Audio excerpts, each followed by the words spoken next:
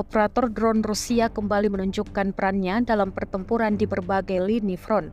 Rekaman yang diunggah di Telegram pada Rabu 17 September 2025 memperlihatkan serangkaian serangan udara tak berawak terhadap posisi tentara Ukraina. Di awal rekaman, UAV dari kelompok pasukan Vostok menghantam tentara Ukraina yang berupaya memperkokoh posisi mereka di wilayah Dnipropetrovsk. Serangan itu menggagalkan langkah pertahanan Ukraina di sektor tersebut.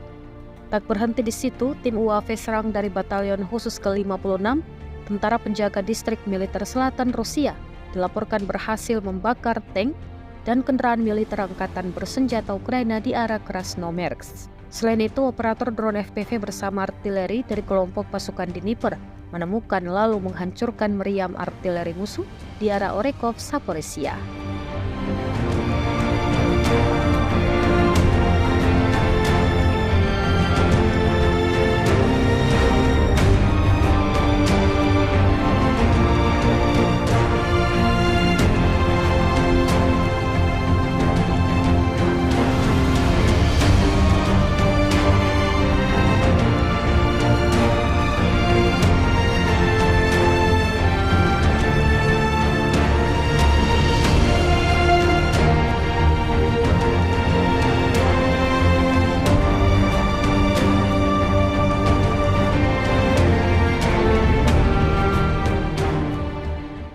Download Tribun X sekarang, menghadirkan lokal menjadi Indonesia.